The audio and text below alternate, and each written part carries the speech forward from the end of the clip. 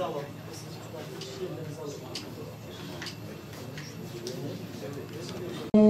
Bu projelerdeki durum nedir diye yeni bakanımızla bir değerlendirme yaptık. Bu tabii şu an Türkiye'nin örnek projesi, bir Gaziantep projesi değil.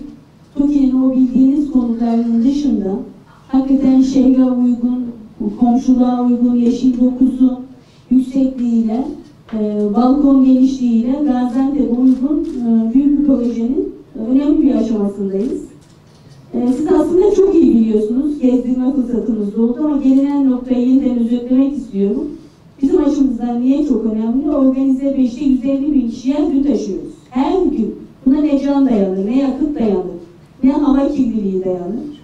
O yüzden hem patronların üzerindeki yükü hafifletmek, mali yükü hafifletmek, hem işçilerimizin daha sağlıklı, daha verimli çalışması hem de konut fiyatları şehirde düşürmek için bu proje çok önemli. Rus ressamın yaptığı yağlı boya, sanatla gaziliğin, kahramanlığın nasıl buluştuğunu gösteren büyük bir sanat eserini hayata geçiriyoruz. Eserler tamam, Antalya'da Rus ressam yaklaşık 2 yıldır çalışıyor. Su borusu yatırmak için tünel açan yeni bir Türkiye var, yeni bir Gaziantep var. Bu da çok önemli. Özellikle kayıp kaçakta olmayan suyu bir de yolda kaybediyoruz. Döşediğimiz boru miktarına bakarsanız şu ana kadar biz başkan olana kadarki boru miktarımız, biz başkan olduktan sonraki boru miktarımız ve bundan dolayı kayıp kaçakta %15 iyileşme yaptık. Bu da çok önemli. Kalemizin restorasyonu tamamlandı. Bütün hanlarımızı hem vakıflarla hem birlikte restore ediyoruz. İlçelerimizle birlikte restore ediyoruz. Restore edilmeyen hiçbir han ve hamam kalmayacak.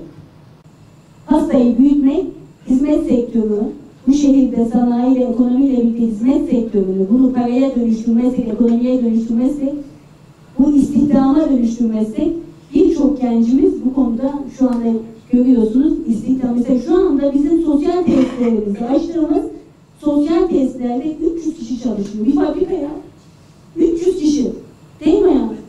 Yani bu işi böyle bir damak lezzeti diye bakarsak hakikaten bu şehre yazık etmiş oluruz. Bu hedefe yazık etmiş oluruz. Güneş Konay'dan sonra Çırahan'la başladı hikayemiz. Biliyorsunuz. Ama üzerinden çok zor bir 4 yıl geçirdik.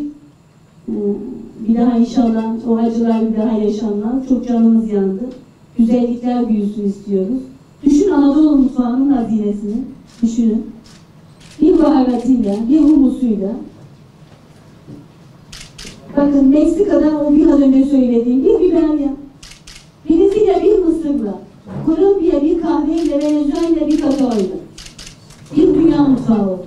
Anadolu'nun hazinesini düşünün. Tek bu ürünler nasıl markalaştığını görün. Danimarka, İspanya, Tayland, Singapur, Peru, Avustralya ve Brezilya. Bakın bir şef çıkıyor, o şef bir zincir oluşturuyor, bu zincir büyük bir markaya dönüşüyor. İşte dünyada ekonomi dediğim, gastronominin ekonomisi dediğim tam da bu. Bir ülke bir ürünle dünyaya meydan okuyor, bir şehrin 10 tane ürünü var. Allah büyük bir nimet vermiş. Fıstık, biber, sumak, filik, sarımsak, baharat, peynir, nar, zeyt. Bir taneyle yapıyorlar ya. İngiltere 120, Fransa 105, İspanya 95, Türkiye 20. Buyurun bakalım. İşte benim söylediğim tam da bu. Ben mühendisim. Başka bir şey söylememe gerek yok. Şu matematiğe bakın. Bir peyniriyle bir balıyla Fransa'nın 105. Ben 20'deyim. Daha 5 kat büyümem lazım. 5 kat. O yüzden 5 kat burayı büyütmem demek, 5 kat istihdam üretmem demek. 5 kat esnafın zenginleşmesi demek. 5 kat sanayinin buradan faydalanması demek. Zincir bu. Bir zincirin halkası. 116 tane şehrin içerisinde biz bu kendi içinde bu ağacı çevirsek zaten amacımıza ulaşmış olacağız. Bunu biraz önce söyledim. Yeterince tanıtmaya zaman ayırmamız gerekiyor. Benim burada Bülent Bey, yaptığınız işin toplumsal karşılığına bakmak gerekiyor.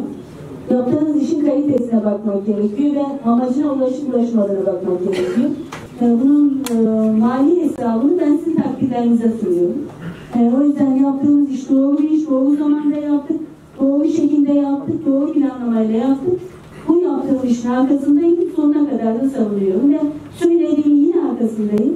Aynı kalitede, aynı kapasitede, daha uygun fiyata bunu yapabilecek birisi varsa da onlarla da çalışmaya hazır olduğunu ifade ettim. Yine sözümün arkasındayım.